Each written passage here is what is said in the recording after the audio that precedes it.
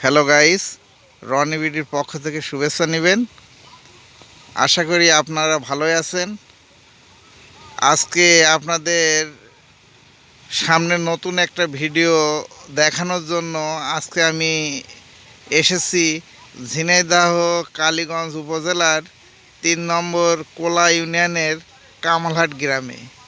এই যে আপনারা দর্শক, আপনারা যে ফুল ক্ষেতটা দেখতে পাচ্ছেন, এই জায়গায় পূর্বে ধান চাষ হতো। ধান চাষে লাভজনক না হওয়ার কারণে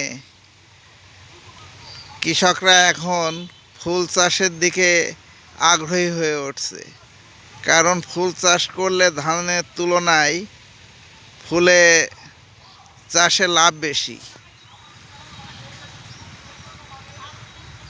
সোনার বাংলা ফাউন্ডেশন লিক্রিড প্রকল্পের মাধ্যমে নতুন নতুন চাষাবাদে আগ্রহী করে তোলার জন্য কাজ করে যাচ্ছে। প্রযুক্তিগত চাষাবাদ বিভিন্ন রকম, শুধু যে ফুলের চাষ তা না, ধানের পাশাপাশি বিভিন্ন রকম সবজি এইগুলো চাষাবাদ হচ্ছে।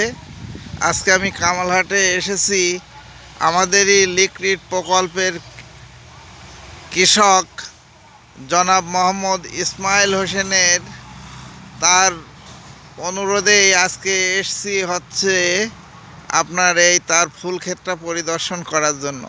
আপনাদেরকে দেখাই, দেখেন তার এই গাঁদা ফুল, দেখেন কত সুন্দর ফুল ফুটেছে। দেখেন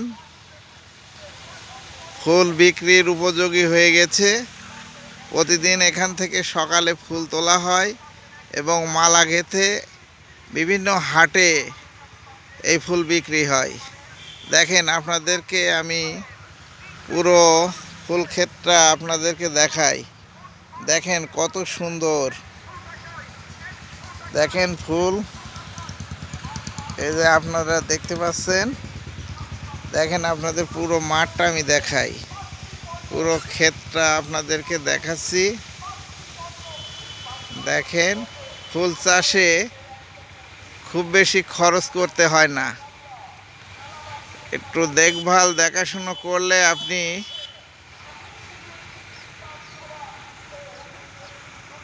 এই যে দেখেন পুরো ক্ষেতটা আপনাদেরকে দেখাই।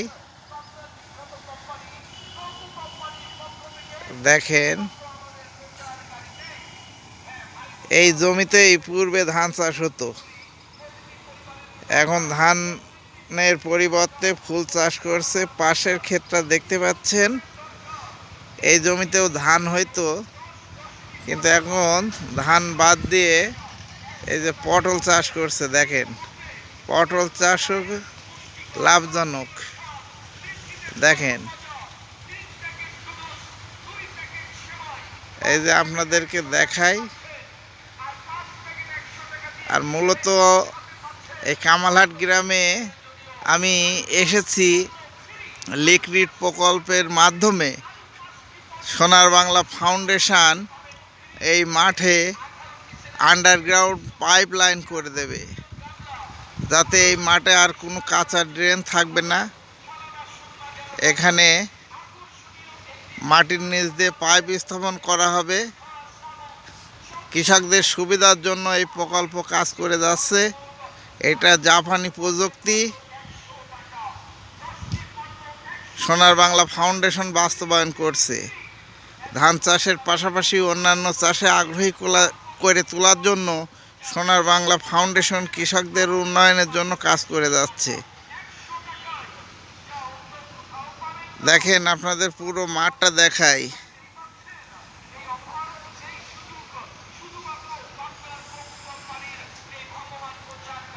দেখেন 51 ধান ছিল এই মাঠে, কিছুদিন আগেই ধান সব কাটা হয়ে গেছে। এই যে সামনে এরই মৌসুম, বীজতলা তৈরি করার কাজ চলছে। এই দেখতে পাচ্ছেন যে 51 ধানের ভিতরে ছিটিয়ে আপনাদের একটু জুম করে দেখাই। এ দেখেন সরিষা বাড়ি 14 সরিষার ক্ষেত।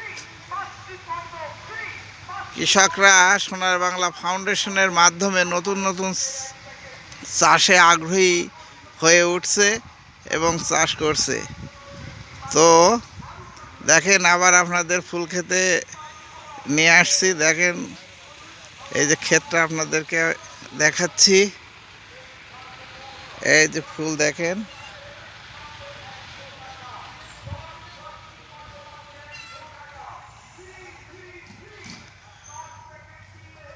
এই যে দেখছেন। তো দর্শক, আজ এই পর্যন্তই। আপনারা ভালো থাকবেন, সুস্থ থাকবেন। ধন্যবাদ।